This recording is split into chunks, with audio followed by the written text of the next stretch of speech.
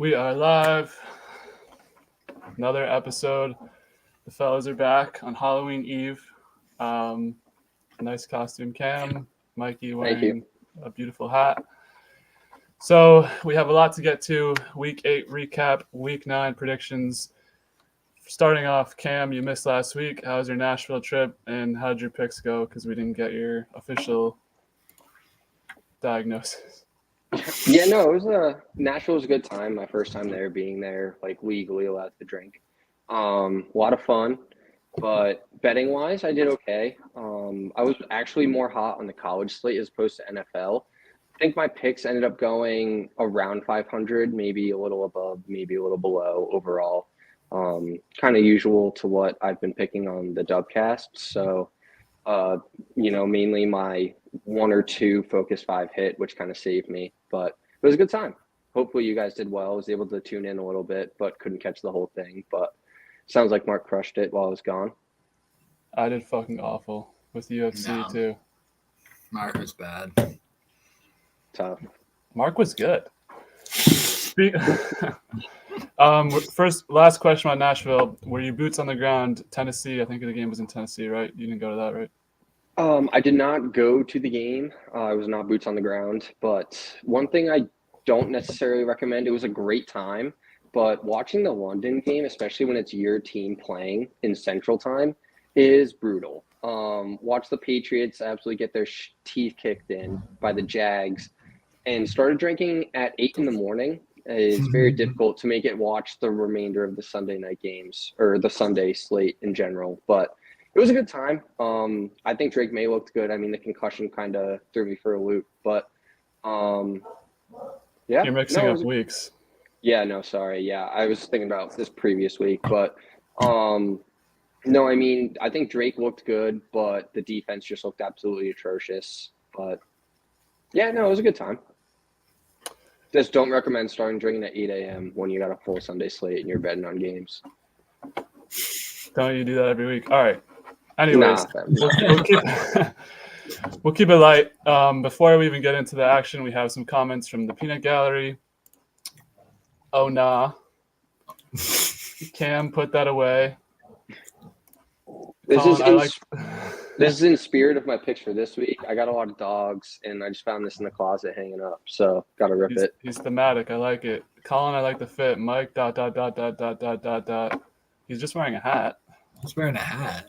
Bro's eating right now. Yeah, maybe your mic when you're eating your raw chicken.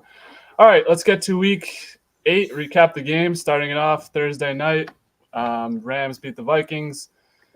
Cam, we'll start with you. We're going to keep these recaps a little bit briefer, if we have any interjecting thoughts, but what was your takeaway from this game? This was the most brutal game of the week for me. I thought the Vikings were an absolute lock. I live bet them 3 times, and they ended up choking. But I thought it was an entertaining Thursday night game. Okay.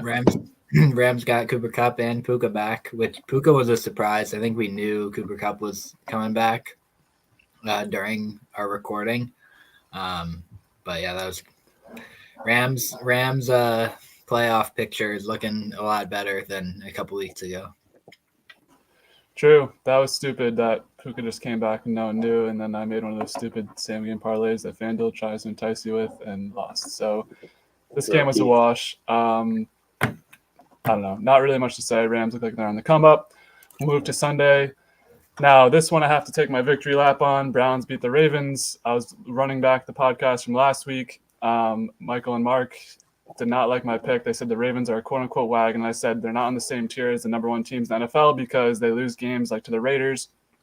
Guess what? They did it again, this time to the Browns. Jameis looked good.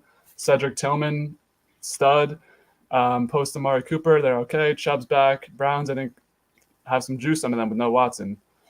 What do you guys think? This was a tough game. I bet Henry to score in the fourth quarter, which he did, but I also parlayed it with the Ravens to win, and obviously they don't. Kind of a heartbreaker. I thought this was one of the more – I didn't like it spread-wise, but live betting it, I kept chasing it because I just thought there's no way this Ravens team could lose. But as Dub mentioned, they're not separating themselves on kind of beating down on teams they should beat on, even though they had that little divisional kind of asterisk next to it. All right, another comment coming in from the crowd. Cam, you got an ITD. Your response? No, I don't think I did. I really hope I didn't, because I'd probably be fired if I did. But Okay, I'm guessing that's some sort of accounting thing. Moving on. Big game of the week. Lions minus 11.5 in Tennessee. Cam wasn't in the building for the Titans, but Dubcast rule prevails. Titans are banned. They don't cover. Lions look good. I'm considering putting a Super Bowl future on them. Michael, your takeaways on this one? No. I mean, Mason Rudolph started, which was, I think, a surprise. But the Lions they get the wagon slogan next to their name now for me. Aren't you a notorious Mason Rudolph guy? Yeah. But I still took the Lions, and it was like minus 700. So the Titans did go up 10-0, and I was like, oh, this is just a trap. But this didn't end up being a trap. So even though I wasn't in the stadium, I was in Nashville for this game. I don't think I saw a single Tennessee Titans fan the entire time, or at least I don't remember seeing any of them. Like they were, I mean, like that fan base is just so depleted. I just can't see. And Nashville's more of a touristy location. I get it, but I just can't. That Tennessee fan base, team, everything about it just reeks of don't touch them ever. Fair enough. They're on the banned list. Game was in Detroit. My bad. Okay, next. Anyways, so I guess they weren't all at the stadium. Next game, Texans, Colts. Didn't see a lot of this game. Richardson, I heard the news that he clocked out of the game. Is that what he did? I didn't even see it. Yeah. I think everyone's overreacting. We'll talk about the Colts and this whole quarterback conundrum. I might have to go on a rant when we get to the Week 9 slate. But Texans only won by a field. I believe it was a game-winning field goal. Is that right? Sorry, I was mostly watching the Pats. I believe it was a game winner, but it was early. It wasn't like a last-second field goal. I'm pretty sure they won. I think they kicked it with like over a minute and a half left, and the Colts had the ability to drive down the field. They didn't, but I had the Texans in this one, and thankfully they prevailed. Well, I bet them a couple of times as well. Well, the line wasn't Dubcast line like 4.5 or something like that. 5. Yeah. Yeah, wow. You called it, Mikey. You said that the Texans don't win. Texans don't win blowouts, so yeah. Fair enough. You got us there. The Anthony Richardson thing, I completely understand them benching him. It was 3rd and goal from like the 15 or 18 yard line, and you're just going to be like, no, I don't think I should play this play that has a huge impact on the outcome of this game. And I believe it was late in the 3rd quarter as well. If I'm in that locker room and he's just like, yeah, that was fine. I'm fine that I did that. Then I would hate him. Like, that's like instant losing the locker room, losing your boys. He's out of breath, bro. All right. Oh, no. It was not a game-winning kick. They were at 23 for a hot minute. Sorry, I was being a Patriots truther and watching the Patriots game. I didn't really care what's going on. And also I heard Scott Hansen was being mad annoying on Red Zone, so what can you say? Next game, Packers-Jags. Jags +4, cover. Packers, I believe this was the game-winning field goal. McManus, revenge game. Somehow has a job in the NFL. I don't know how that happened, but Cam, takeaways from this one? Sorry, I'm low-key getting a little sweaty in this, so we'll have to periodically throw on the Scooby hat. But no, I like the Packers from the get-go on this. I'm kind of a Packers supporter at this point. I think they're one of my favorite teams to bet on. Obviously, against the spread, they didn't win, but I didn't take them personally, like to win against the spread on my betting apps. But I love the Jacobs touchdown. Think I hit that in one of my parlays. But yeah, I like this Packers team moving forward. Granted, I don't love the fact they only beat the Jags by 3 on a game winner, but you need to win those games, those tight games, even those game winners. That put you in tough spots. So I like them going on for the rest of the year. Yeah, I like the Packers a lot. I think they're my favorite NFC team. I've been on the Jordan Love bandwagon since everyone was hating him when they were not doing well every year now, or last year. Now this year, everyone's trying to do the victory lap, saying that he's one of the best quarterbacks in the NFL. Fuck you. Hypocrisy is real. This was my least favorite game of the week.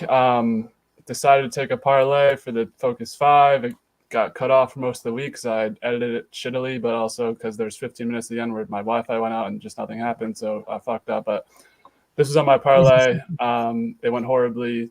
I don't know what happened in this game. I don't think I saw a single second of this game. I was The expecting. Dolphins kind of dominated the majority of the game. Honestly, I watched like the majority of it, kind of just like on the side TV at the bar. They were up the majority of the game and then just kind of choked it away. In the second half, it was kind of defeating. Cause I'm huge anti-cards, but it's also nice to see an AFC East team lose. So it's kind of like, I don't really know what to pick, so I kind of stayed away. But I mean, the Dolphins should have won, but obviously choked it away in pure Dolphins fashion. Yeah, the Cardinals just seem to be a team that is going to maybe come back. I don't know. I hate the Cardinals and what they do because they're impossible to predict. Michael, spare change on this one. All right, we'll keep it moving. Game of the week. Some of the content last week was really good from Mark. Mark gave a very impassionate speech about the Jets. That was very emotional. It rang very true.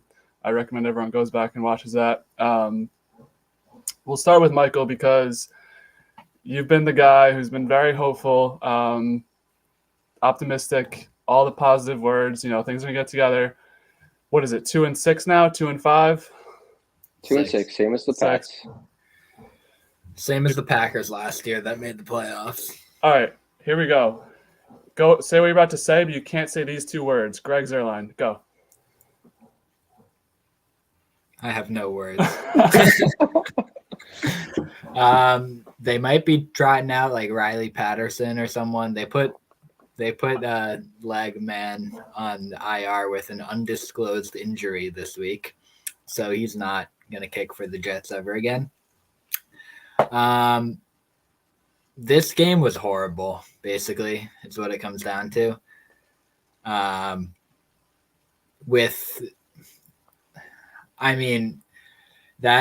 last drive that the Patriots put together that ended in a touchdown was like the culmination of all things Jet football, and it was horrible to see. I don't know if Ramondre actually scored that on 4th and goal. All right. Either way, they just didn't deserve to win this game.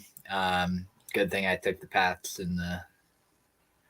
on the spread last week, but yeah, it's not looking good. So no more positive vibes, or are we running the table? The table is still open to be run, but it's definitely not looking great. They need to win tomorrow. That's for sure. Little Thursday night scary day football. You never know. I think they need to win every game. Agreed. I think there might be a 9-win playoff team this year. Yeah, but that means you have AFC. like one loss left. Yeah, exactly. They don't need to run the table. They can lose tomorrow and then just go 9-0. Yeah. Yeah. There it is. One of my favorite pictures. All right, Cam, take us away from a Patriots perspective. I mean, that just reeked of an AFC East battle. Even when Tom was there, the Jets kind of played Tommy close. There never was. All right. I mean, there were some games where it's like it's going to be close because it's a divisional game. Like you always you never worry about the Jets, but there's always that in the back of your head thought that it's a divisional game. You never know what can happen, especially now when we don't have Tom. We're going in with Drake and then Drake goes out. I honestly was very nervous when Drake went out, not just for him, but for the game overall. And thankfully we pulled it out. I think Jacoby kind of stepped into that role knowing that he wasn't going to be the future of the team. And he just accepted the role as the backup. And if he gets in the game, he's still going to try and compete for his next job. So I think he proved that there on a game-winning drive. Mikey, you can argue that Ramondre didn't get in. I mean, I think that was just a perfect drive for the Pats. Undoubtedly, Ramondre's the guy on offense. I don't know if Dub's going to rant about this later on, but the Pats drops had me almost throwing beer bottles. It got to a point of actual complete beyond frustration. Drake's putting the ball in only a place that the receiver can catch it. And it's not like an out of bounds toe drag swag. It's right down the middle of the field. It's low. All you have to do is catch it and then get down. And that basically kept the Jets in the game was our drops. Like if they don't drop those balls, I think this game is handily won. But I mean, thankfully we came out with a win. Unfortunately, that comes at the demise of Drake. But I mean, I think this Pats team can win games against teams that are at that same kind of competition level where they're not expecting to make the playoffs, but they're also not the Titans. You know, like there's a gap there, and I think the Pats are way above that. Sorry, I was on mute for a second. Yeah, the drops didn't really get to me. You know, this team really doesn't have any offensive weapons besides Demario Douglas. Kendrick Bourne's been a ghost. He's supposed to be like a leader in the locker room. He's not really doing anything. The tight ends are really all you can count on. It's like 35-year-old Hunter Henry and 39-year-old Austin Hooper. The offensive coordinator sucks. I think they won that game strictly because Brissett played out of his mind, mostly for coming in off the bench, and May, did what he could in the first half. Some of those things, that's probably not going to happen a lot of times.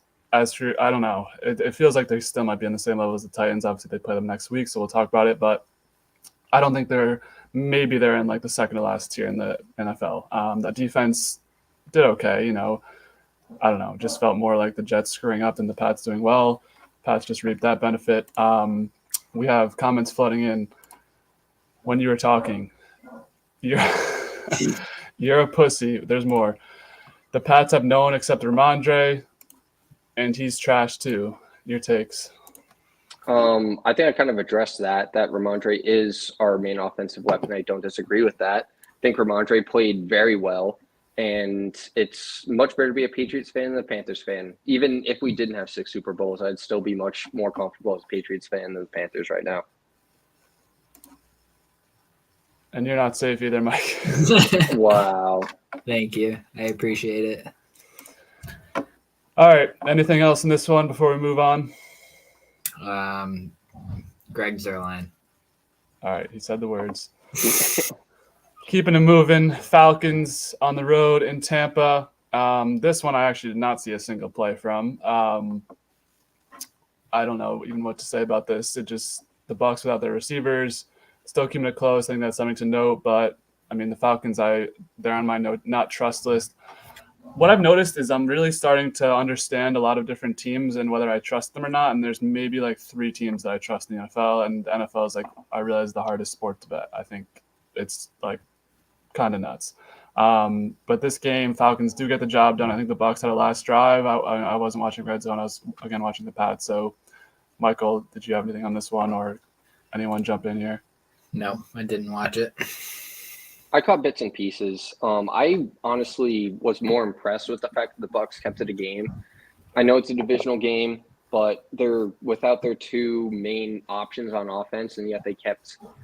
I mean, I think these 2 teams are the best teams in the NFC South, and they kept it within that team without their best 2 weapons on offense. So, I think Baker played pretty well. I think this Buccaneers team can keep themselves within games, but it's going to be very difficult moving forward without a number 1 option on offense. All right. More comments coming in. Ayahuasca is for pussies. Anyone have anything to address that? I concur.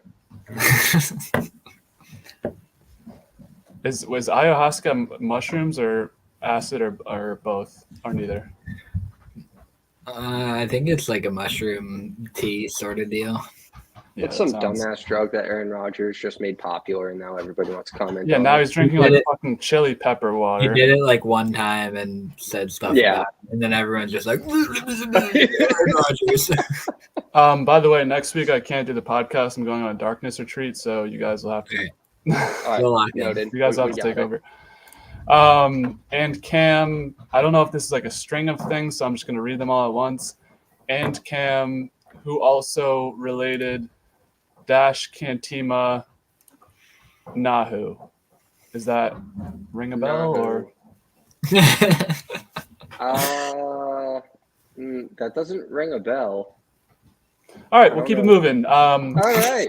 This one was the straw that broke the camel's back. That killed my weekend. I thought the Bengals would have this. Eagles, I thought they were due for a loss. Don't really win these they do win these close games, but it seems like the Bengals are on a warpath. They need to win every game as well. they only have one more win than the Jets. But no, Eagles show up, show out. Looks like with A.J. Brown and Devonta Smith back, they're going to be an issue. Saquon didn't even score. Jalen Hurts had 2 or 3 rushing touchdowns.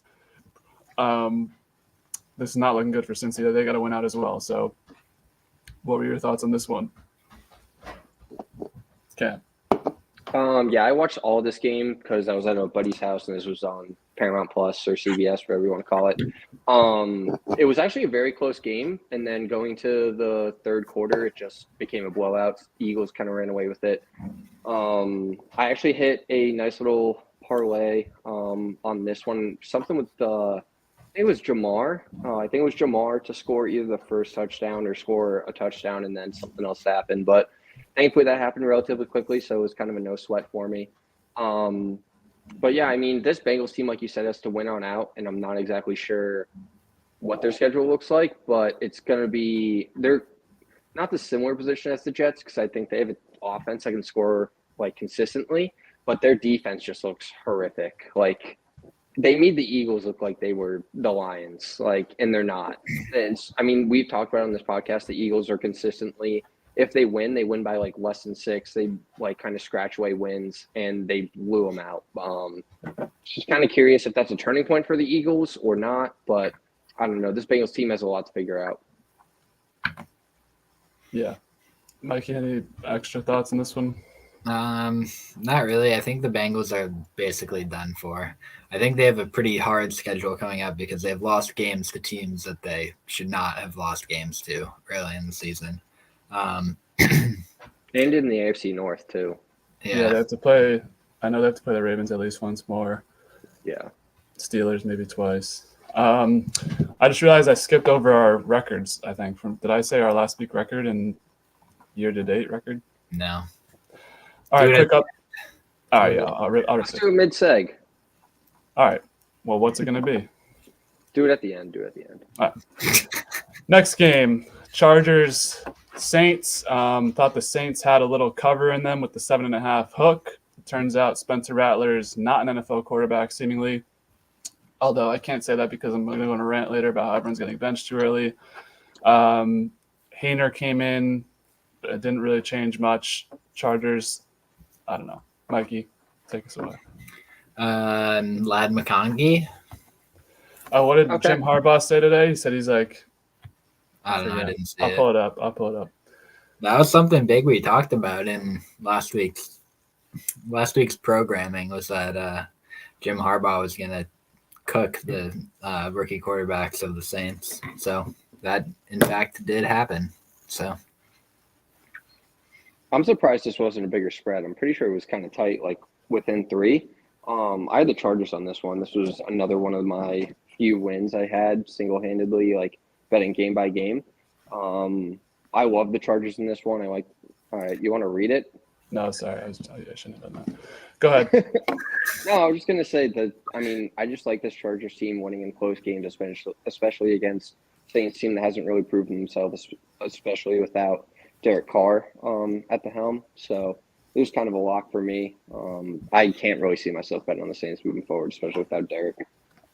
So he says, Lad McConkey reminds me of Steve Smith after watching film. And interesting. Yeah, that's what the cheater said. Is that more based off appearance or? I think it's film. He said he watched film. Oh, okay. Don't they think do. I mean, yeah. Appearance, so. Yeah. Okay. Let's keep it moving. 4:00. This one, I thought this would be the game of the week. Most like interesting, back and forth, powerful offenses, but Bills run them out of town in their own stadium. Bills look like a wagon. I'm ready to add them to at least tier 2 of NFL teams, maybe even tier 1. They look pretty good right now. Josh played well. Running game has been amazing the last couple of weeks. Seahawks are just another team that I just can't trust really. So, Cam, what'd you think? Yeah, no, I agree. I think this Bills team is I didn't really believe in James Cook going into the season, but he's played his ass off. I think he's definitely had at least 2, maybe even 3 or 4 2-touchdown games. And I know he was hurt for at least 1 week. So he's definitely played very well. I think Josh Allen is definitely benefiting from Stephon leaving, and he doesn't have to focus on getting one guy targets. He can kind of focus on just trying to get whoever's open the ball. And I think that's benefiting the Bills too. Like, I think they're just playing like good all around football. Their defense has been playing pretty well, even though they haven't played the greatest competition so far. But I mean, I like this Bills team going forward as much as it pains me to say. Mikey, notorious Yeah. Bills hater. I think I bet the Bills though this week. Could be wrong. No, I don't really have anything to say. James Cook definitely helps out this offense a lot. I think they were on a 3-game losing streak, and I think he missed 2 of those games earlier in the season. Or they were on a 2-game losing streak. He either missed both or he definitely missed the Jets game that they won. But yeah, their rushing attack is getting to be elite with James Cook and Ray Davis, and yeah, they're wagging. Yep. The defense has looked pretty good, even though they lost like a lot of people early in the season. In the offseason, they lost both their safeties, and they're starting a dead man at safety. So, Whoa, okay. All right. Don't want to dive too deep in the conspiracies, so we'll keep it moving. Game of the week, play of the week, Commanders, Bears, Hail Mary. All right, we don't need that. We're fucking like 7 weeks in this podcast. We don't need to keep up with the shtick. This was an ugly game. Not a lot of touchdowns until the end. Obviously, Tyreek Stevenson, idiot. I mean, what else is there to say? Really, Commanders put a bunch of field goals up. Bears got the late touchdown. Should have won this game pretty easily, but I said a joke to my friends, that ninja tweet where he's like, I don't get why kickers can't just make kicks. I don't get why defensive backs can't just swat it down. It's pretty easy, I don't know. Any takeaways from this game, or just kind of this is a very good game for the Rookie of the Year battle. Not feeling so good about my Caleb bet. Jaden wasn't even supposed to go when we recorded. It was supposed to be a Mariota game. I mean, I actually just spoke to a Bears fan, and I brought up the whole Stevenson controversy that went down on Sunday night. But he honestly thought that it was made a bigger deal than it actually was. And in my head, I think how someone could say that is preposterous. I mean, in any sport outside of football, like when a play's going on, like your head should be in the game. Like you shouldn't be talking to fans, even though like it is a Hail Mary. You guys are basically about to win the game. Like, and then of course he tries to make the extra effort to kind of cover his ass, ends up biting him in the ass. So kind of karma right there. I think the Skins deserve to win this game from the jump. Never going to be a Bears fan. But yeah, it was nice to see him win like that, honestly. Kind of poetic justice. Okay. Harboring a little resentment there, but we'll keep it moving. The local team, Charlotte Broncos 28, Panthers 14. I believe this is a little bit of a bloated score. I think the Broncos were up big. The announcers were like glazing Bo Nix when they were up like 14-0. They're like, he's played perfect. They were not really scoring. Like they were up at like 2 touchdowns. But I don't know. I thought that was a little weird, but so that game was actually kind of crazy. The Panthers actually were up the first quarter. I believe it was either 10-0 or maybe even 14-0. Like they started off hot, and then the Broncos ended up coming back and winning the game very handily, basically dominating the game from there on out. But yeah, I mean, like I said, don't touch this Panthers team. I don't care what the spread is. Definitely go against whoever they're playing. So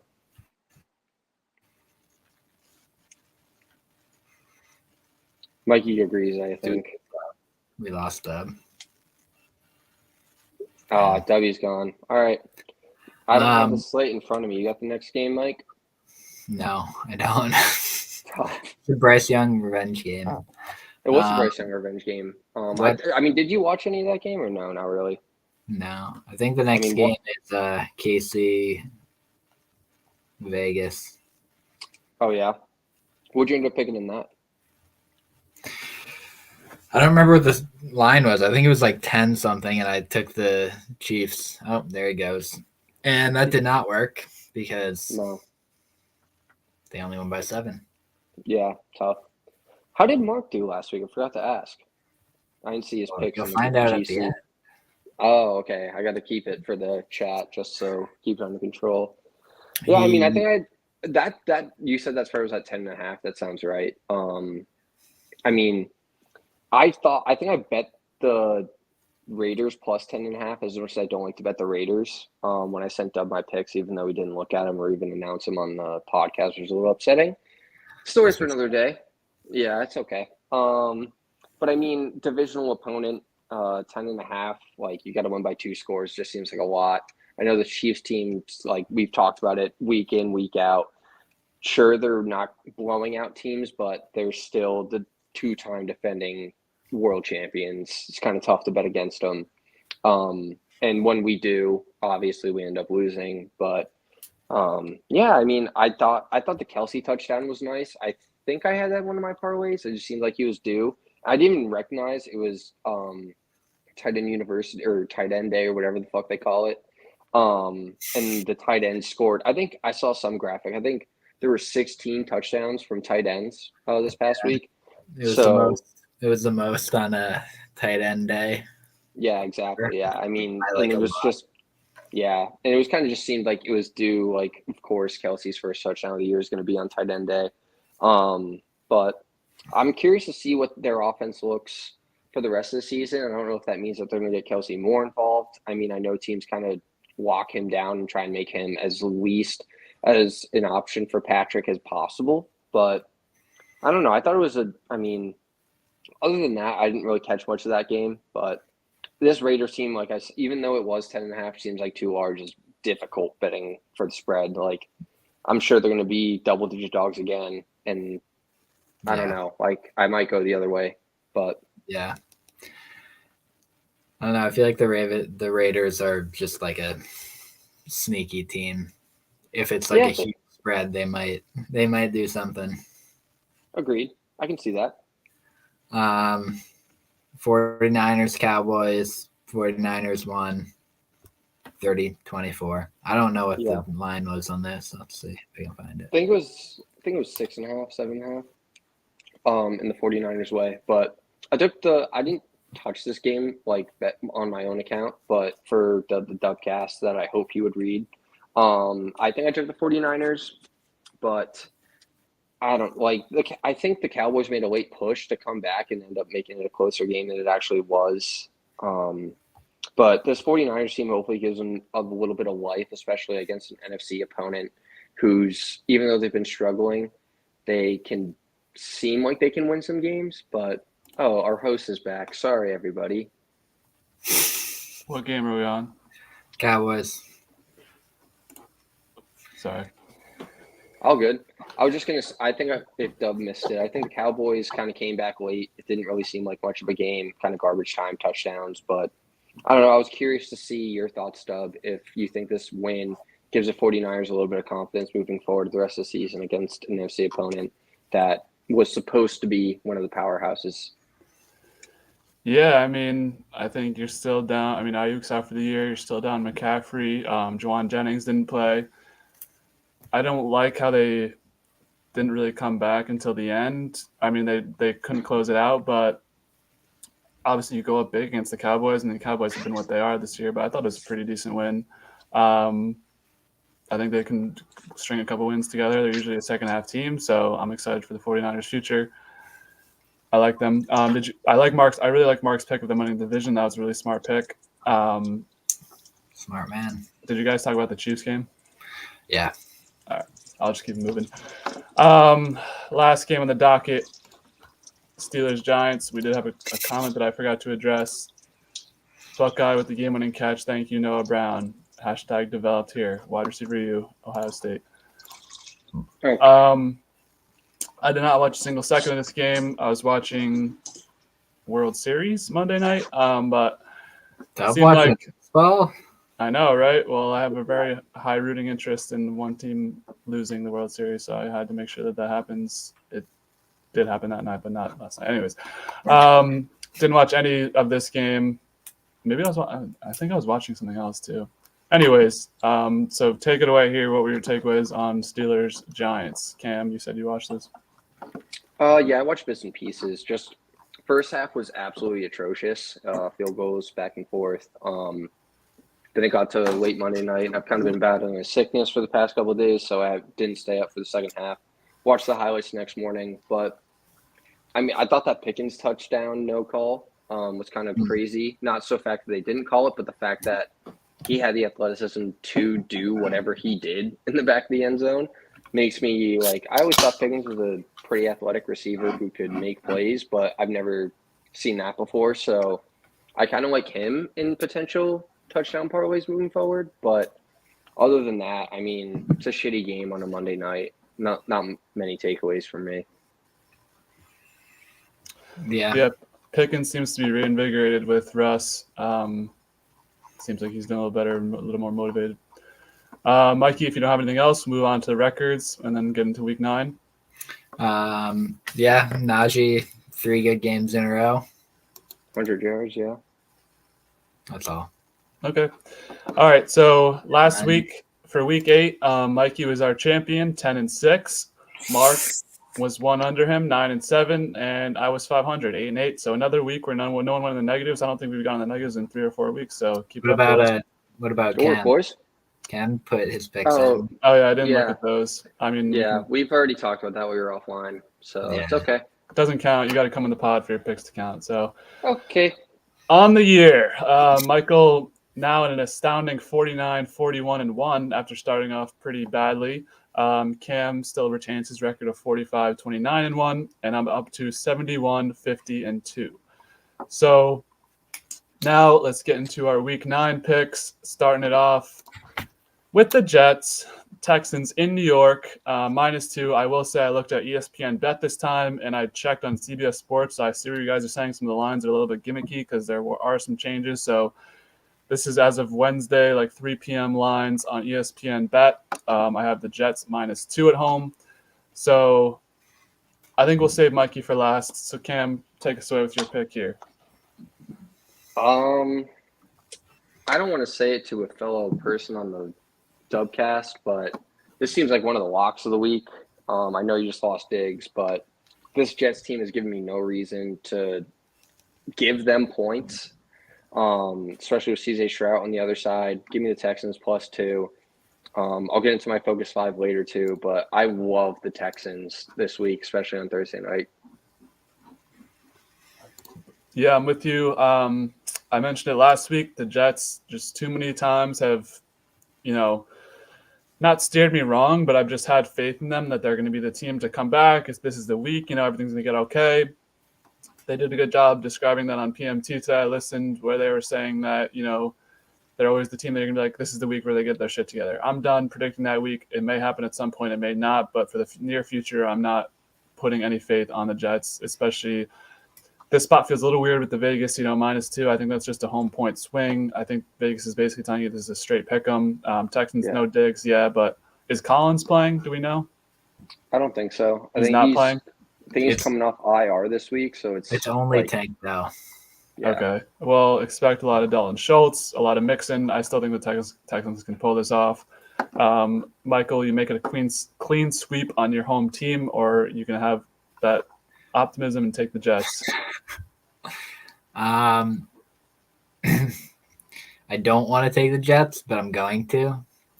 And the only reason I am is because I feel like I haven't looked at this, but I'm fairly certain that like 90% of the money is on the Texans.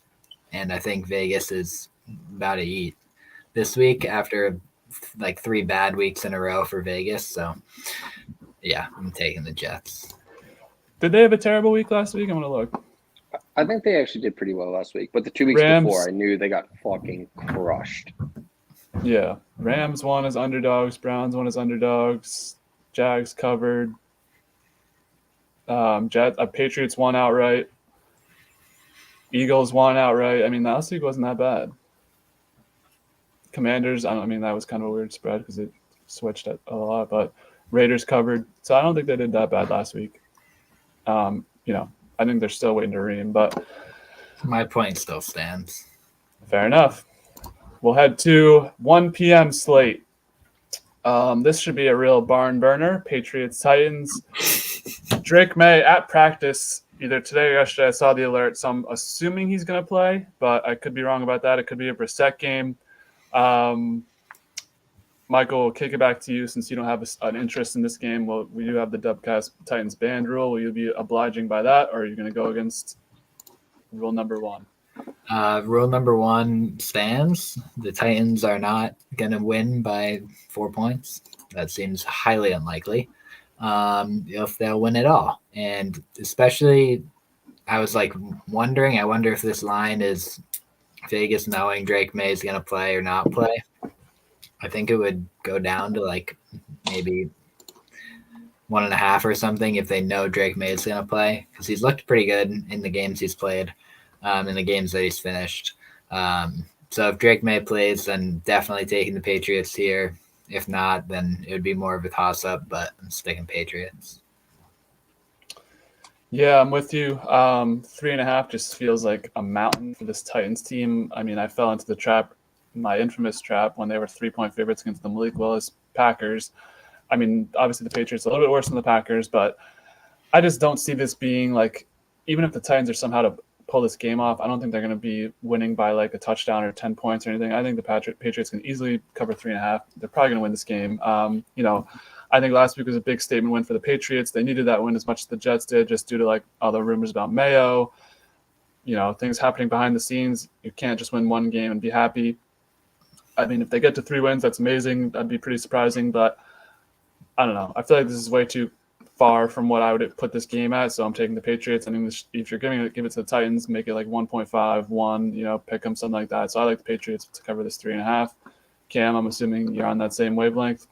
Same, yeah. I mean, even though Drake isn't playing, if Drake is playing, honestly, in my mind, I even like it if the line's completely flipped and the Pats are minus 3.5.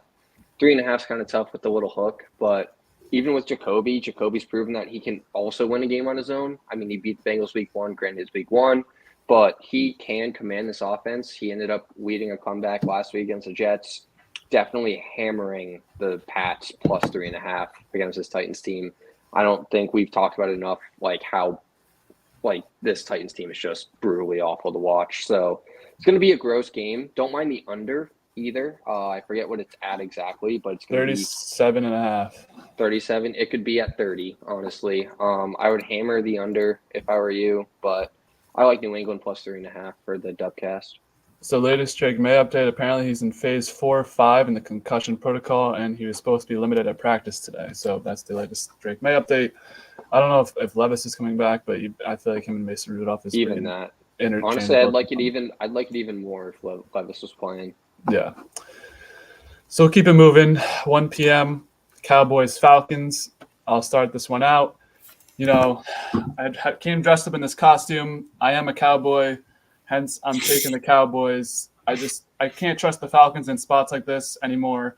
They've done it to me too many times. I think the Cowboys are as desperate for a win as any team in the NFL.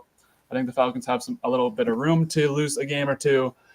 And, yeah, I just think, the over-under was very high for this game, 51.5. So there's going to be a lot of points. Yeah. I don't know who I trust more, Dak or Kirk Cousins. It's like a very tight race. But I don't know. I think the Cowboys are going to pull this one out. They need it. They're 3-4, looking at 3-5. I mean, it's not a death sentence, but that just doesn't seem like something the Cowboys are going to be.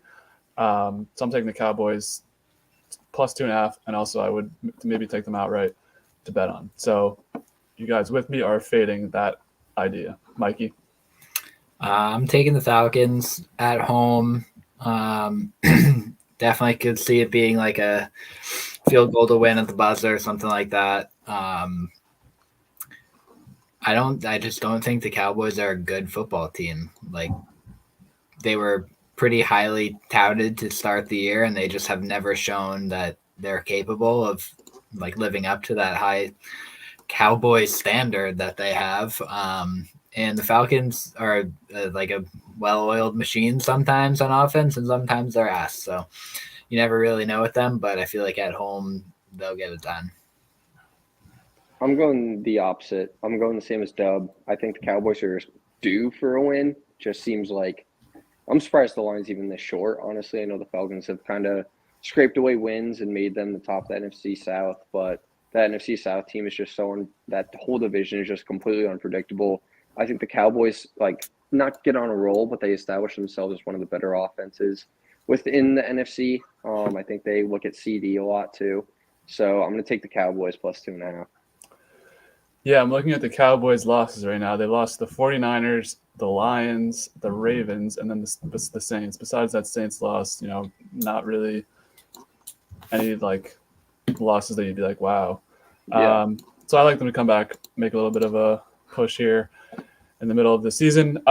Keeping it moving, AFC East battle. We have the Dolphins in Buffalo. Buffalo gets the 6, not the 7. I think that's to note. But Cam, what do you think about this one?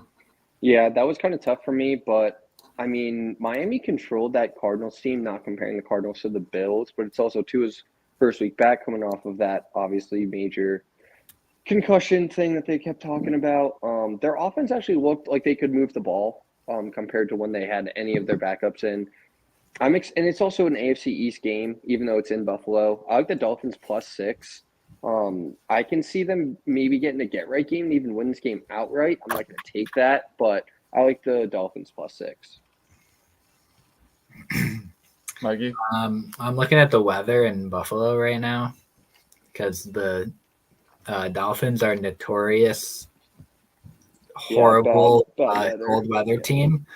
It's going to be 38 degrees on Sunday for them. So I'm going to take the Bills by a lot. Dolphins are okay. I think that the way they've handled this season and going into this season is being overshadowed by how bad the Jets are and their handling of this season for them. But the Dolphins going into the year with Tim Boyle as their backup, we saw that last year with the Jets. It's not a good look. He got cut, by the way. I believe it. I mean, they I don't know. They're just like a dumpster fire, I guess you could say. And the Bills are a wagon, and it's at home. Buffalo is like one of the best home field advantages in the NFL. So, yeah. Yep, I agree. Didn't even factor in the weather. I just like the Bills a lot at home. They just completely own this Miami team in Miami to start the year off in week 2. I think since then I've gained more trust in the Bills and just lost a lot more trust in the Dolphins, especially last week. I think 6 points, it's not anything to sneeze at. That does give me a little pause, but I think the Bills can pull this one out, 6-10 points, maybe even a blowout. So I like the Bills more. Bills are one of the maybe 5 teams I trust as of right now, so I'm going to stick with them. I don't know. I could see a shade of the Dolphins winning this game, though, just due to crazy shit happening, and they are 2-5. So they really, if they're going to make a push, they need to win some games. But we'll see. I just like the Bills more. So we'll move to another 1 p.m. game. We have the Raiders heading to Cincinnati.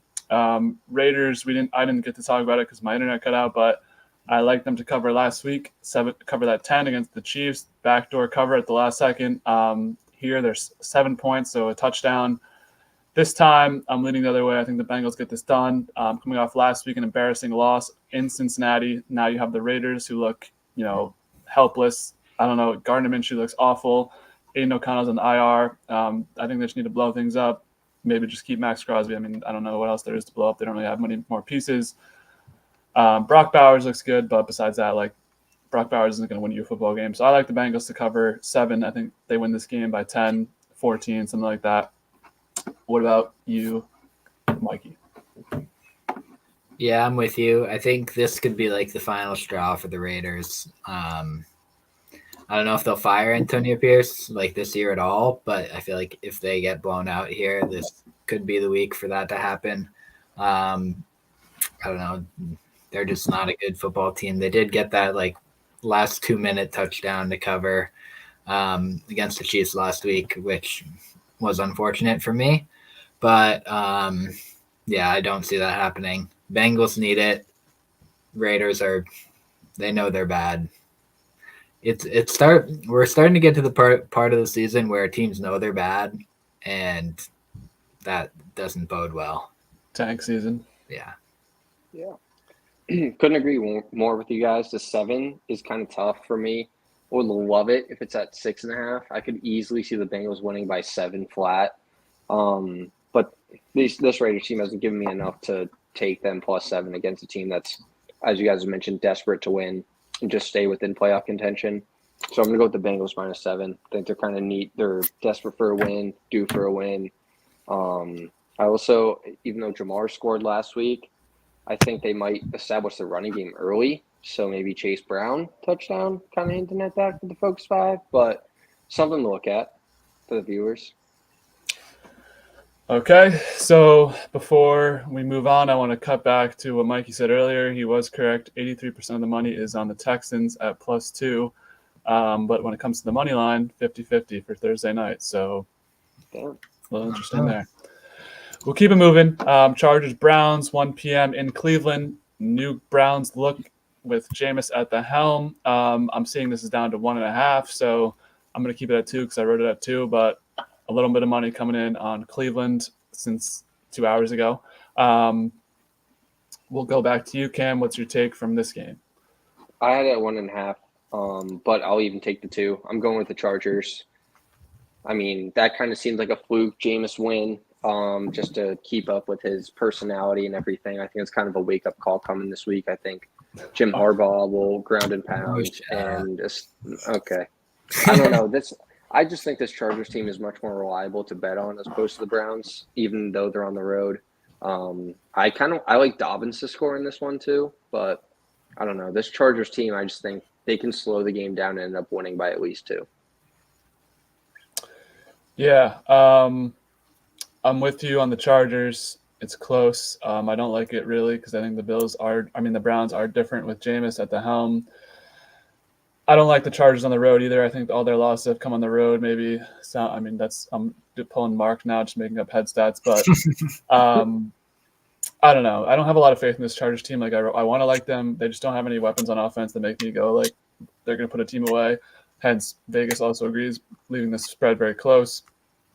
I don't know. I think the Cleveland fan base could be reinvigorated, but I'm going to take the team that I just think is better all around. I'm going to take the Chargers. This will probably be the number 1 pick I regret, but I'm rolling with the Chargers and Harbaugh. Mikey, seemed like you were going to take the Browns. Yeah, I'm taking the Browns. Jameis is basically like the new coach bump. It's the new quarterback bump that they're getting. Deshaun Watson was horrible, like generationally bad the first 7 weeks and also last year too. And I think that like they've had a good defense the past like 4 or 5 years. They've been a very good defense the past like 2 or 3. And I don't know, the Chargers coming off a big win that feels semi fake. I don't know. I like the Browns. Why do you think that win seems semi-fake? Because they got 2 touchdowns from White Steve Smith. Maybe he's just good. Maybe he is the White Steve Smith. Maybe. If he is, then I'll be proud of him. Yeah, I like your thoughts on the quarterback change analysis, but that's really like a 1-game type thing. Which So that's what happened last week. That's where Jameis is a winning quarterback in the NFL. Deshaun Watson hasn't been good in 4 years. Like that, when you have that happening in your locker room, you're like, damn. No matter it's the Jets. They've been the Jets with Zach Wilson. It's like we know we're never going to score more than 12 points because Deshaun Watson's ass. And now you got a gunslinger in there who's going to throw 30-30 and you'll be good. 30-30 challenge. All right. We'll keep it moving. NFC East battle this time. We have the Commanders heading to New York. This one's down to 4 I'm seeing now, so a little bit of money line on the Commanders. Mikey, we'll kick it back to you. Your take on this game. I believe we both picked the Giants last week. You might have flip-flopped back and forth, I forget, but I think we both picked the Giants. Thought they could cover against the Steelers at home. Not happening. Do you think they cover against the Commanders at home? I do not. I think this could be another blowout for the Giants to lose. Commanders are going to score a lot of points against the Giants. They're not a good defense. They're not a good football team. They're not a good organization. yeah, they're just bad all around. That's it. I'll push back against the organization. They have 2 Super Bowls in the last 20 years, and a lot of teams don't even have one in their history. But yeah, I don't like what they've been doing. I'm not the biggest Daniel Jones fan at this point. I don't know who is. I think Giants fans who like Daniel Jones are just trying to convince themselves to end the season outright. Most of them didn't even watch this game due to the Yankees playing. I'm taking the Commanders. I like them in this one. I think I agree it could be a blowout, but I could see it being a little close. I feel like NFC East battles get a little close here and there. But at this point, I just trust Jaden Daniels to a fault. He hasn't let me down to this point, and I've tried to pick against him in these spots, and it just hasn't worked. So I think they can get this game won by a touchdown. I don't know. It just seems like the Giants. I mean, I don't know. I just have no faith in the Giants. So, Cam, will you make it a quick, clean sweep, or are you taking the dog in this fight? No, definitely not. I'm gonna have a friend, boots on the ground, who is a Skins fan, and that just hammers home. Give me the Skins. Been one of their biggest supporters since week 1, I believe. Jaden Daniels has looked legit, especially against teams that are much worse than him. So I don't see a reason to flip flop now. Give me the Skins minus 3.5. All right, team right on that one. We'll keep it moving. Game in Charlotte. Saints at Panthers. Panthers get a touchdown here at home. I think Derek Carr is playing this week, so this is a very interesting line. Cam, will you be at the game, and what is your pick for this one? No shot. I will be at the game. I actually had it minus 7.5, but I would have taken that minus 10.5. Give me the Saints. I don't know what. Like I said, don't touch this Panthers team. Just gonna give you heartache. There's no point. But yeah, I'll stick with my pick. Saints minus 7. Yeah, I'm seeing it at 7.5 as well. Either way, I like the Saints. I think Andy's coming back this week. I think these teams already played in week 1 or 2. We saw what happened in that game. I think the Saints, this could be another blowout situation. They have to get their season right back too. I mean, a lot of these teams are 2-6, and they shouldn't be 2-6. So it just seems like logical that they're just going to win these games. I think the Saints get it done here. Panthers have just shown me nothing that they can even compete in a half with a team. So it's like I'm just not going to take them +7. I mean, last week I took them +10. That's a different story. That's 2 scores, +7 and even 7.5. I don't love that. So I'm taking the Saints. Michael, your take on this one? Clean sweep, especially with Derek Carr coming back. Yeah. If he wasn't back, it would maybe swing it. But in that case, it would be like a 13-10 game or a 7-10 game or something like that. The Saints have had a good offense, good enough offense with Derek Carr. So just like 2 weeks ago, maybe when the Cardinals played the Commanders, I said worst scoring defense in the league, and that'll show again this week because it could be another blowout for them. Yep. When was the last time anyone picked the Panthers out of us? Probably. I picked Definitely not me. I picked the Panthers last week, and so did Cam on his phantom picks, but we don't even talk about it. I thought last week was the week of the dogs. 3 double-digit spreads. I was like, Vegas is about to ream. Only one of them ended up covering, but we'll keep it moving. Broncos, Ravens. This one a little bit odd to me. I'll start it off. I'm taking the Broncos +9.5. Broncos, to me, I don't think they're on this tier 1 or even tier 2, maybe not even tier 3 of NFL teams, but they're definitely on that tier 4 where they can make a game out of anything. I feel like they have never gotten blown out. We talked about it in last week's pod. I was expecting them to get blown out against the Bucs. I mean, we're talking about 6 weeks ago at this point, so I'm not going to harp on it, but it doesn't seem like the Broncos are a team to just go away quickly. I mean, they have enough offense where they can make it close, and same with the defense. Ravens have been susceptible to these spots where they've have letdown games, especially games that even against the Cowboys, like where the Cowboys come all the way back, they lose to the Raiders, they lose to the Browns last week. I'm taking the Broncos in the points. This one seems pretty obvious to me. I get it. It's a Ravens get-back spot at home, but, I mean, even then I don't trust them to cover 9.5. That just seems pretty big to me. So, Cam, you're nodding your head. You agree with this one? I agree. This Baltimore team kind of reminds me of the Chiefs, of a team that can't put a team much lower than them away, as opposed to the Lions where they're kind of just beating up on teams that definitely don't deserve to be in the same stadium as them. I can see it like Baltimore taking a step back, not losing the game, but making it much less than the 10-point game. So I'm going to take the Broncos plus 9.5. Michael, Ravens supporter. Yeah, I don't know. I took Broncos on my sheet, but I think I'm swapping to the Ravens. Get back spot, brutal loss, embarrassing loss, some would say. I wouldn't say embarrassing, but I mean, you're losing to a 1-6 team. That's embarrassing. debatable. I think the Broncos are going to take a step back. They've been scoring a lot of points recently, but their offense hasn't been great. It's like a lot of like fluky things, kick returns, like defensive scores, that sort of stuff. I think the Ravens defense is a lot better than people give them credit for, and I think Derrick Henry will score 7 touchdowns, and they win. 7. Okay. I Little like Mitch that. Trubisky game. I like a little value, yeah. A little value Okay. bet. That would Yeah. definitely win you a lot of money if he does indeed do that. All right. So Mikey's taking the 9.5. I believe that's our biggest spread on the board, right? So I think so, yeah. interesting choice there. We'll keep it moving. Oh no, my thing's not working. No. Next game I have Chicago. I did not have that one next. I don't want to refresh or anything. Next one I have is Jags Eagles. Ignore the banner. No. Killer. Who do you say, Yeah. Jacksonville? Jags Eagles.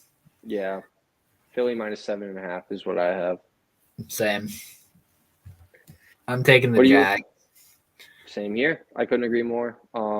We've talked about it week after week. This Eagles team, if they win, they scrape by, even though they kind of proved they could beat a team like the Bengals by double digits. But I don't know. This 7.5 just reeks of Philly playing down in the competition, and the Jags end up covering by, I mean, one score. Like, I can see Philly winning, but by like 4. That's more of my mentality of it. But yeah, I'm not sure where I you stand agree. on it, Mike. The other thing is that the Jags score a lot of points. Yeah, especially They're- recently. They're one of the highest scoring.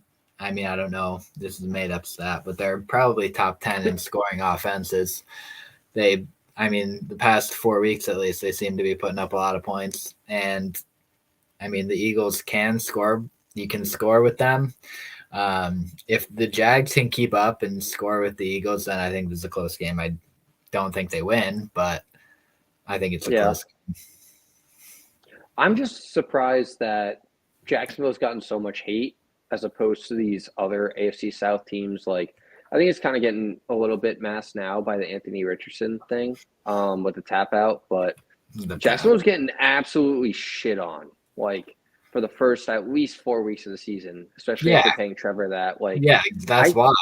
Because Exactly. Trevor was like not looking great, and they gave him like top 3 quarterback money of all time. Yeah, but it's also, I mean, it's different now. Like, they're going to pay quarterbacks whatever they want to pay them.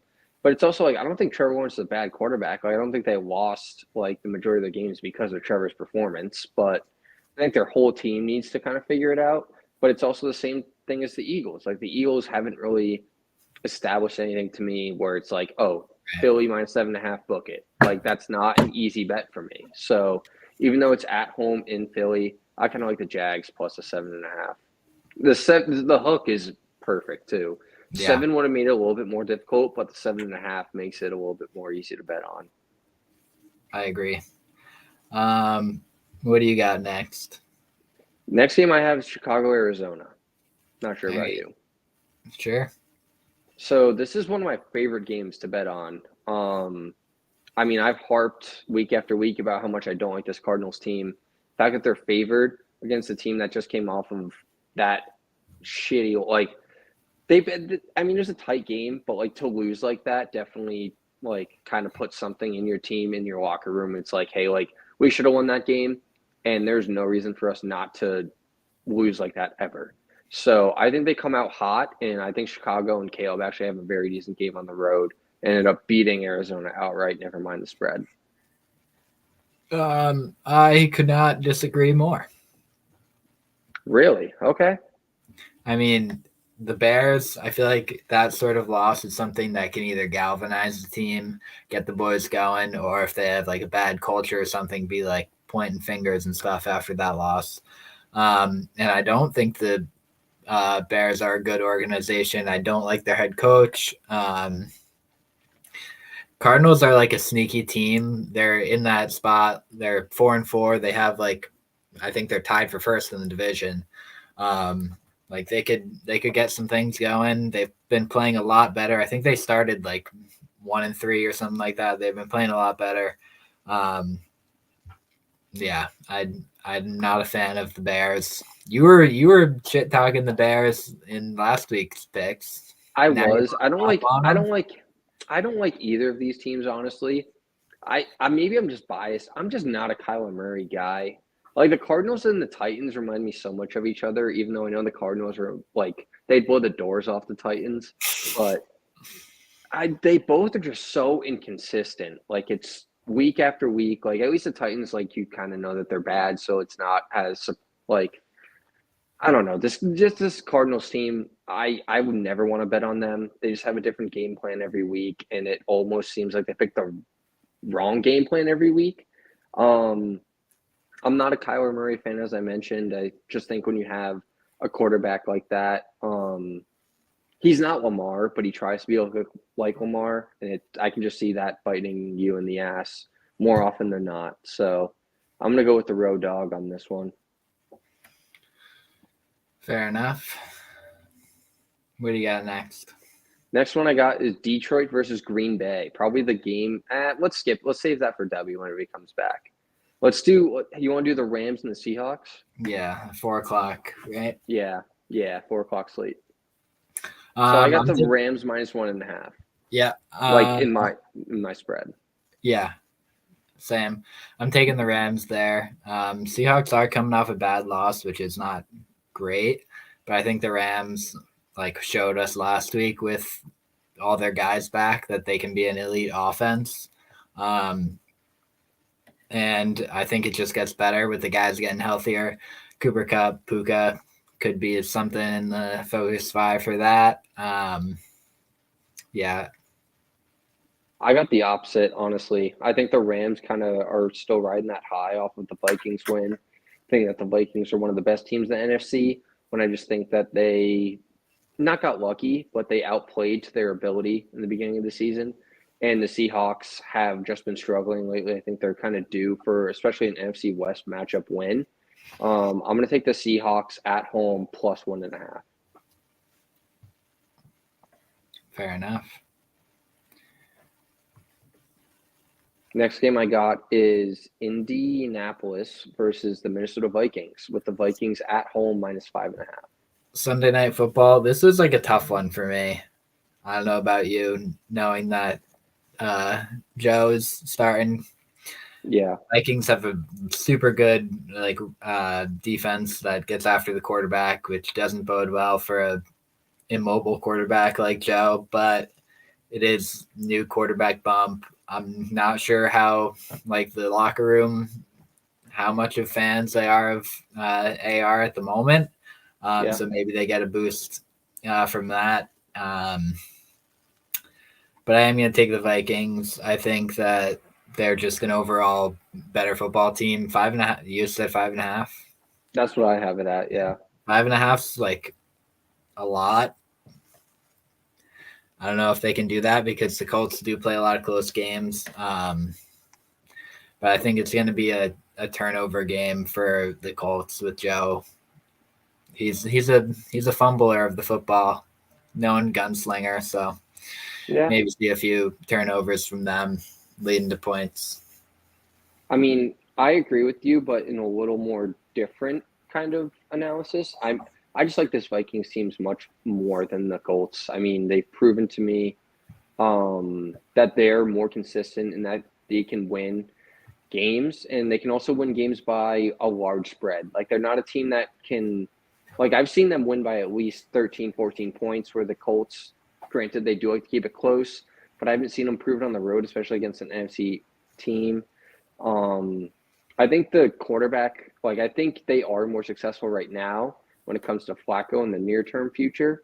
but I also don't like how they keep flip flopping. I don't think that that's good for a locker room in general, as opposed to picking your guy and just sticking with them for the remainder of the season. Maybe they do that with Flacco from here on out, but I don't know. This 5.5 just kind of reeked of like on Sunday night too. Like I don't see the Colts kind of competing with this team. I'm gonna take the Vikings minus the 5.5. Yeah, I don't know. The AR thing and Joe, I mean, I said it before. If I'm a Colts player, I'm pissed at Yeah. him. Yeah. And the other thing is, like, he hasn't played well. Like, they've been a better offense with Agreed. Joe Flacco. And, like, other than, I think, like, week 2, he had a super good game, ran for a lot of yards, threw a couple bombs.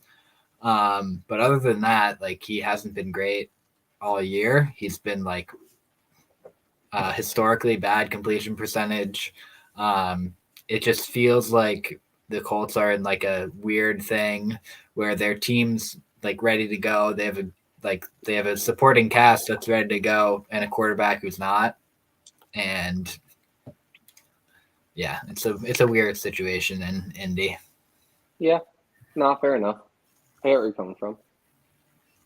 Doesn't sound like W's going to be joining us for the last 2 picks. So just sticking with Sunday, Mike, I got the Lions minus 3.5 on the road against the Pack.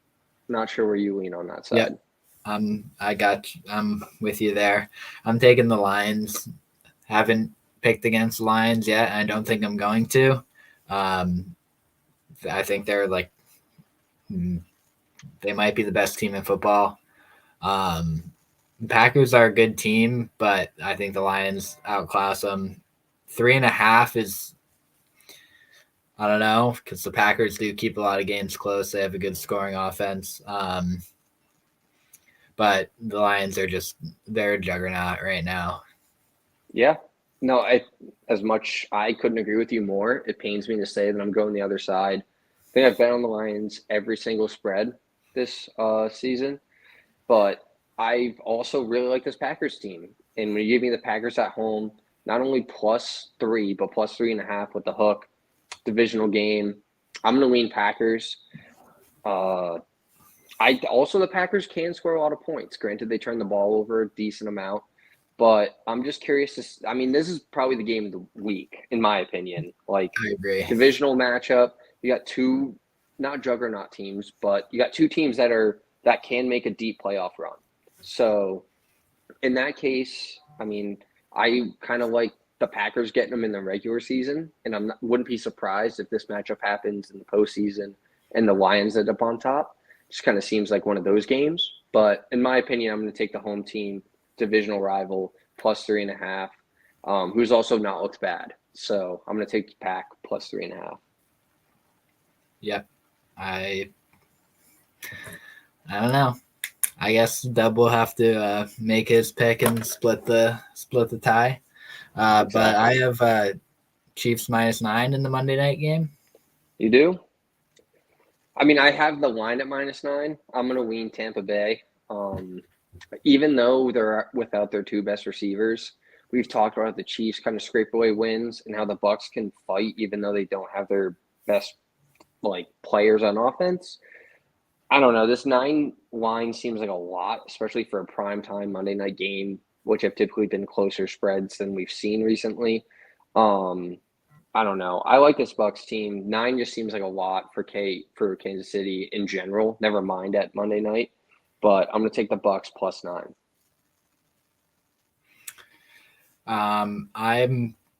The only reason I'm against you is I think that the first week, off those injuries, I think that they didn't have tape on the guys who were coming in, and they were going to change up their offense because they couldn't do the same sort of things that they were able to do with Godwin and Mike Evans in there. I think the Chiefs got tape on them now from their game last week. I think they'll be able to stop them.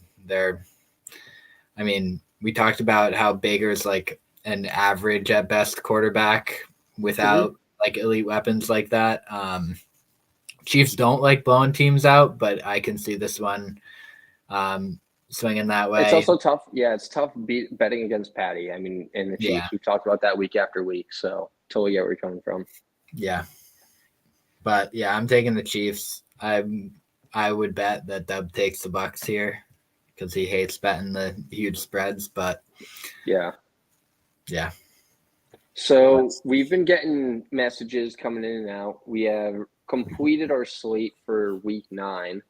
Are we going to him for the remainder of his picks, or are we just going to do our focus 5 and then have him come in at the end? It's been difficult for me to read seeing how I'm filming on my phone. all right, yeah. Hold on, wait. Take your time. I'm getting Dub on the line. Bring in the host. I want to take a piss while you do that. Okay. Chat, feel free to throw stuff in there. I know the host of the Dubcast usually reads them out loud, but I'm sure he'll get to you whenever we can when he comes back on. But appreciate you staying with us if you have been. If not, Dub will make sure to get you back on. But, oh, there we go. Hey, there he is. What up, W? Mike, you Cam? want to take him through the 4 o'clock slate and the Monday night Sure. game? Cam, can you hear Dub on the phone? I can hear him. Can? I can, yes. Okay. All right, Dub.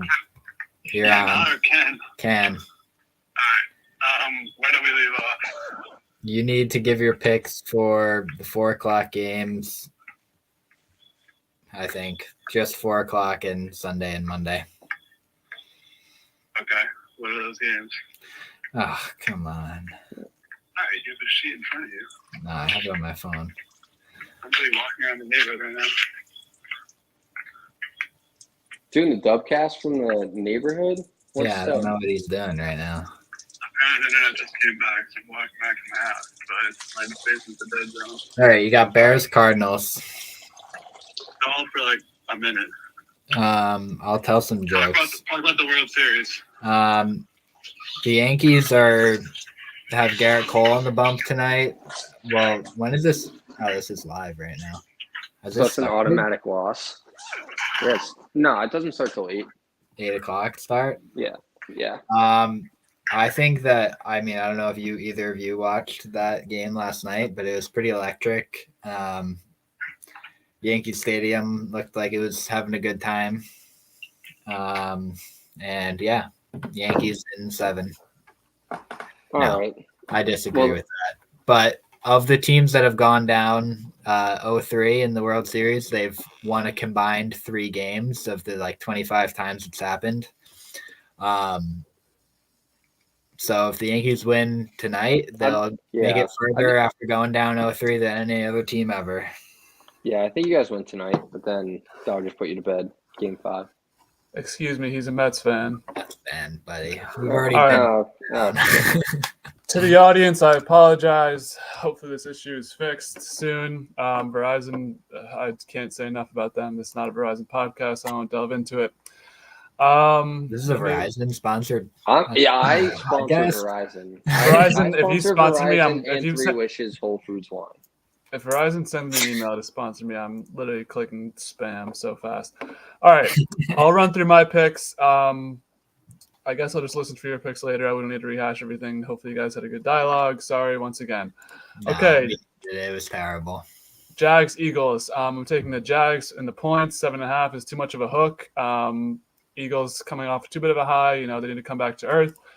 Bears, Cardinals. I like the Bears in this one. The Cardinals, fuck the Cardinals. I just can't consciously bet on them. This seems like a get-back spot. Tough loss for the Bears. Last week, Cardinals coming off a high as well. Lions, Packers. I'm taking the Packers 3.5. If Jordan Love plays, if Malik Willis plays, I'm switching to the Lions. If it's Jordan Love, I'm taking the Packers 3.5. I think this could be a field goal game either way, so I like the Packers 3.5. Rams, Seahawks. I'm taking the Seahawks plus 2.5. Rams, I think they're hot, but 2.5 on the road. And Seahawks also had a bad home loss last week, so I like this. Seahawks cover 2.5. Colts, Vikings. I'm taking the Vikings, unfortunately. Flacco, I don't know. this seems like a spot where he could be trapped by the defense. There is film out on him. This seems like it's something that will blow up in Shane Steichen's face, and everyone will be like, why'd you bench Richardson? I like the Vikings better. They had a tough loss last week as well, and need to get back to that winning culture. Last one, Bucks Chiefs. I'm taking the Bucks and the 9 in Kansas City. It's just too many points for me once again with Kansas City. They haven't been able to put teams away. If it was 7, 7.5, or 7.5 wouldn't be kind of the same, but 7, I would take the Chiefs, but 9 is just too much for me. The Bucks have too much to fight for. They're around 500. Their season's hovering in the balance. So I also do think the Chiefs are going to – I don't think if the Chiefs go undefeated, like, we're all going to kill ourselves, so that can't happen. So they have to lose at some point. I don't know if it's going to be here, but I think they're going to keep playing close games. So hopefully you guys didn't go into the Focus 5, did you? We did not, but All right. Doug, just to shout out, we matched on all of those games. Really? Even We did.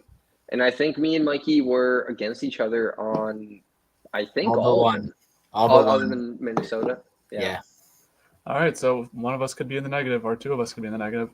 We'll see, but good to see we're on the same brain wavelength. Now to our Focus 5. Michael, actually, first, I need to shout out Mark's. I think Mark was like, 1 and 3, and then he had the 2 future picks. Yeah. But he So- also, when we So were we got talking 6 about, Focus 5? He kind of did a weird. He did some. he futures, did it weird. So, yeah. But he also he texted me the other day. He shouted out 2 team unders that both hit. I forget which. Saints and Panthers were not part of his Focus 5, but the They team were. under- No, he said Oh, they were. Saints I gave to him because that was a win, but he said like he went a little like Cam mode. He's like, even if the Panthers is like 10, I'm taking the under. So I just took that as his pick because we didn't know the under at the time. I'll have to do a deep dive into their team under if it was really what it was. I didn't have the time to look it up. So he could potentially be 2 and 2. If not, he's 1 and 3 pending the 49ers winning the division and Jaden Daniels winning Rookie of the Year. So Mark could potentially be 4 and 2 or potentially be 1 and 5. We'll see. True. All right. So coming off last week, Michael, you were 1 and 4. You hit something, so that's good. Bringing your record to 8 and 22 on the year. I'm sure if we looked at the odds more closely, you might be close to making money. But what are your favorite 5 bets this week to make the Dubcast viewers some cash? I'm very good at making the Dubcast viewers cash. So we're going to start out with a Ramondre touchdown and a Patriots money line. Just for Nice. the New England fans in the room. I almost put a booty touchdown in there too, but No. That'd be going way Chill. too. Like That's even way- when Cam's saying to chill, that's like way overboard. it's a bit much. We also got the Browns money line as well as a Nick Chubb touchdown. And then we got a Kyron Williams, Cooper Kupp, and Rams money line. Okay. And we're just going for touchdowns and money lines today, I guess. Justin Jefferson touchdown and a running back, Aaron Jones, and a money line for the Vikings.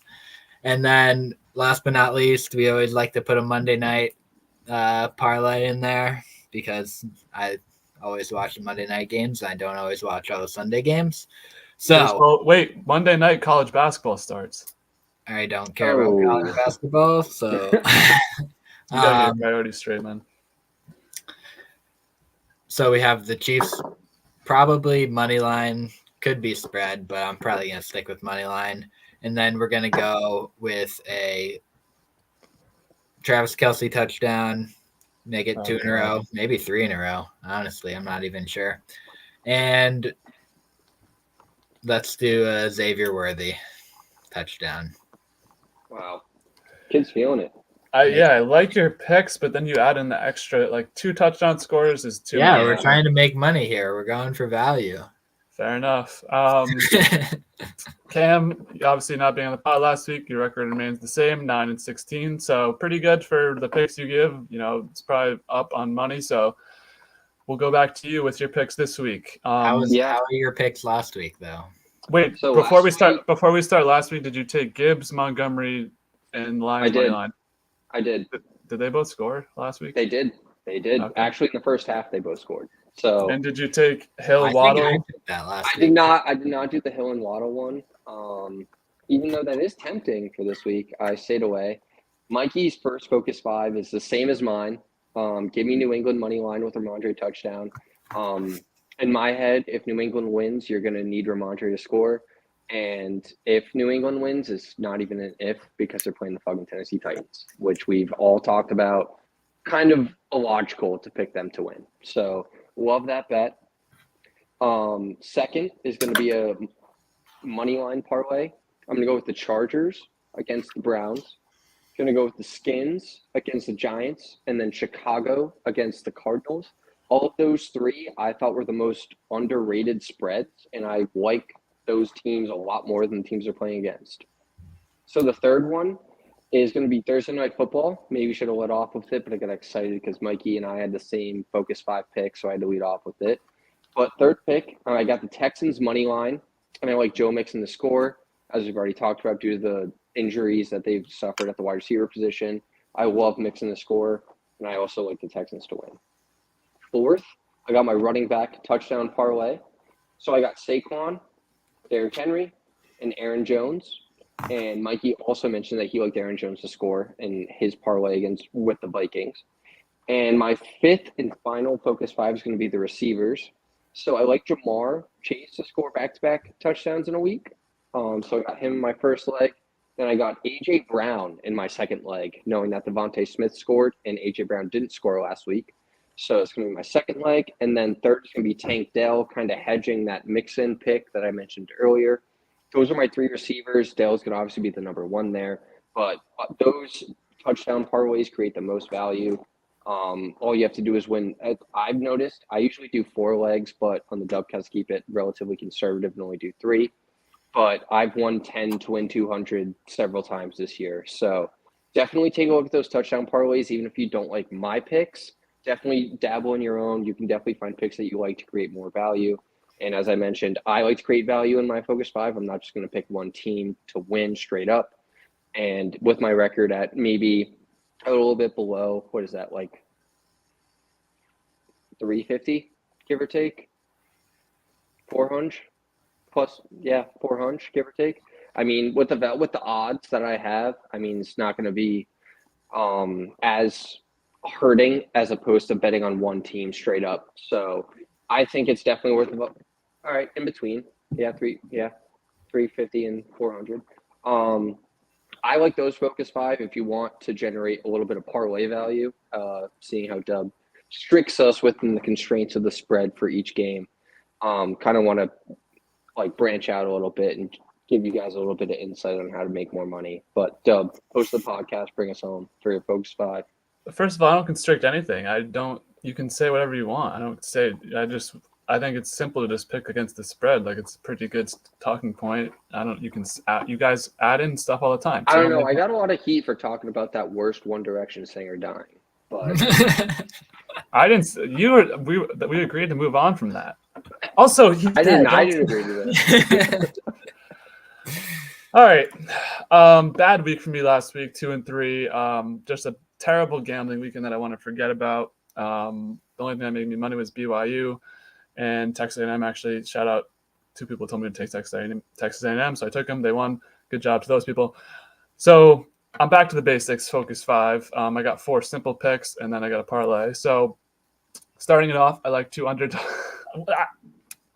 I like to, dude. I'm sorry. The NFL is the hardest sport to bet. Like, I think that's very obvious. Like, college football is predictable, college basketball is predictable, NBA no one gives a shit about until That's why you got to go with the value because it's so unpredictable. It doesn't. It's like I'm not shooting. I don't care about the value. I'm not going to win. It's the NFL. It's Vegas. They scheme so hard in the NFL. It's their biggest moneymaker. Anyways, I have more luck with MLB parlays, and I've made like 4. Okay. Exactly. So my Focus 5 this week, we're back to the basics. Favorite pick of the week, Broncos plus 9.5 in Baltimore. I think they can cover the spread pretty easily, keep it close. Maybe they lose by 4 or 5, something like that. I don't know. I don't think 9.5. You were with me on that, so I don't know why you're shaking your head. That's your number 1 pick? Yeah, it's my favorite pick on the board of all the spreads. Second one, I also like the Jags to cover 7.5 in Philadelphia. I love the 7.5 hook. I think they can lose this game by a touchdown and win the money. So I'm liking the Jags plus 7.5. Next, we got two overs, Packers Lions over 48.5. That one seems pretty obvious. This could be like a 40-40 game. A lot of high scoring offense. Well, I guess it's kind of a hedge if Malik plays, but still Malik was able to move the ball and score a lot of touchdowns, and the Lions themselves could get to this 49 points. They've been absurd. So I really like that over. I also really like the over in the Commanders Giants game, 43.5. The Commanders had a good week on defense last week. Don't think it happens again. They've been kind of, not shaky, but there's been teams that can put up a lot of points in them. I think the Giants are due for a big offensive performance. A lot of questions are being asked to Daniel Jones, Brian Dable, etc. Malik Neighbors wasn't really involved in the offense. Tyrone Tracy looks like a stud, so maybe they pick it up on offense. 43.5. That doesn't seem like a very high number to get to. Last one, made some money 2 weeks ago on the touchdown stepped up parlay provided by DraftKings. So I'm making what is these looks? Let me make my picks. The one value pick you made money on. What do you fucking do? It's not rocket science, Stubby. All right. Well, every leg you add, they absurdly multiply the odds. So I got 4 touchdown scores. As I mentioned last week, you weren't here, Cam, but I like players that didn't score last week to score this week. More star players. So this week I'm keeping it. I like to keep it in the windows as well. So I'm keeping 1 p.m. window. We got Drake London, didn't score last week. I feel like he hasn't scored in a couple weeks. He's due for a touchdown in that very high scoring Cowboys game. I feel like that's a pretty good pick there. Tyreek hasn't scored with Tua back. That seems like a lock. I know it might be like minus 120, but throw him in a parlay, add some value. Olave, I like to score this week, get back in the board against the shitty Panthers defense with Derek Carr back. No, okay, I like it. Last one, Nick Chubb didn't score last week. Going to be in a rock fight with the Chargers, so I like him to get in the end zone as well. So there's my 4 picks. If I had to add another one, I like Malik Neighbors to score as well. Maybe I'll add that on for a different, take it separately. But that's my focus 5. I'm sure all of them will win besides the touchdown parlay, but that's where we'll leave it here. Any parting thoughts on week 9, week 8 NFL season? No, I mean, I'm excited for this. We were kind of talking about while you were gone, but that Lions-Packers game, definitely tune in. That should be one of the games of the year. NFC North matchup. Packers even though they're probably not as good as the Lions at home. I mean, how can you miss that? Must watch.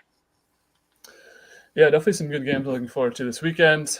So that'll wrap it up. Another week in the books. Thank you guys for joining once again. Hopefully we'll be back next week with another episode. Hopefully my internet's fixed by then. In the meantime, we have more content on the way. The movie reviews have been doing pretty well. Recently, Born Identity on Monday. Saturday was, I'm forgetting. Hacksaw Ridge. Solid films there. Next one's coming up. Extraction 2 and Training Day. So 2 interesting reviews to get to there. As for what? Draft day? No. Dude. You need Beak on for a little co-host action. Yeah, when Beak explained Draft Day to Derek, it took like an hour, and then I just explained it to him in like 10 seconds what the movie's about. Anyways, we're getting off topic. Survivor episode should be out. I'm hoping to make that one out by tonight. Oh. Get the people in there. Besides that, started Daryl Dixon, Book of Carol, season 2. So expect more TV reviews, more movie reviews, more everything. UFC, we did horrible. I might have to retire the UFC pod, but probably not. So thank you so much for joining. This will wrap up week 8 and 9. Feels good to actually be in control of the stream and not let it roll on for 15 minutes with nothing happening. So as always, be easy. Peace out.